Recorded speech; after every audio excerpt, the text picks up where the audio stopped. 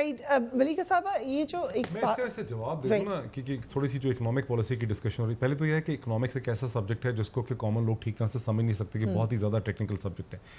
جب زبیر صاحب کہتے ہیں کہ پلانٹ اینڈ مشینری کی وجہ سے ہی امپورٹ بڑھی ہے, یہ چیک کرنا پڑے گا کہ صرف پلانٹ اینڈ مشینری تھی, بیکاز میں نے بہت سے اور لوگوں سے پوچھا ہے, وہ کہتے ہیں کہ یہ وجوہات نہیں ہے. اسحاق ڈار صاحب نے بہت ہی کھلی امپورٹ پالیسی رکھی ہوئی تھی, بہت زیادہ لوگ جو ان کو دیکھ رہے تھے وہ پریشان تھے کہ وہ کیا کر رہے ہیں. یہ تو ایک چیز ہو گئی.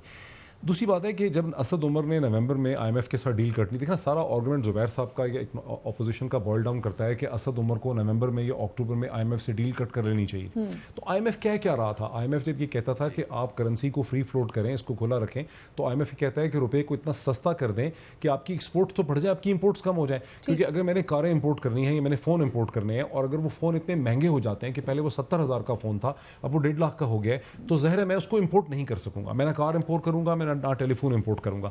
تو اگر وہ اسد عمر اس وقت وہ باتیں نومبر میں مان لیتے تو اس کا سارا نیٹ افیکٹ تو یہی ہوتا نا کہ جو زبیر صاحب جس چیز کو کنڈیم کر رہے ہیں کہ امپورٹس کو کم کر دیا, تو آئی ایم ایف کے پلان میں آپ کو امپورٹس کو تو کم کرنا تھا نا. ابھی بھی پلان یہی ہے کہ آپ کو, ہم نے بھی تو نیگوشیٹ کیا تھا نا ڈاکٹر صاحب. جی You should have the ability to negotiate and negotiate in the shortest possible time. ہاں یہ دیکھیں, یہ آپ ضرور کہہ سکتے ہیں. 6 ہفتے میں کیا تھا, 6 ہفتے میں ہم نے کیا تھا.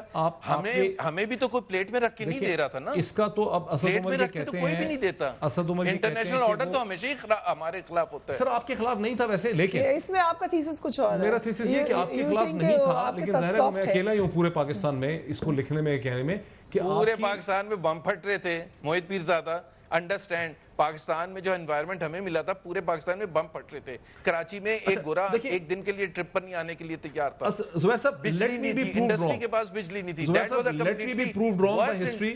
Let me be proved wrong by history. But as an honest Pakistani citizen, پڑھے لکھے سٹیزن کی حیثیت سے میرا یہ خیال ہے کہ آپ کی حکومت کا جو جھکاؤ بھارت کی طرف تھا وہ امریکا کی اور انٹرنیشنل مانیٹری سسٹم کی پرنسپل ریکوائرمنٹ تھی. اس کے لیے آپ کو فیسیلیٹیٹ کرتے رہے. آپ نے آئی ایم ایف کے پروگرام کو ٹوٹلی مس مینج کیا, آپ نے کوئی وہ اہداف پورے نہیں کیے. ہر کوارٹرلی آئی ایم ایف آپ کو پیسے ریلیز کرتا رہا, ورنہ آئی ایم ایف چاہتا. یہ حکومت اگر مس مینج کرے گی آئی ایم ایف کے پروگرام کو, ان کو 100 دن کے بعد اس میں سے باہر نکال دیں گے.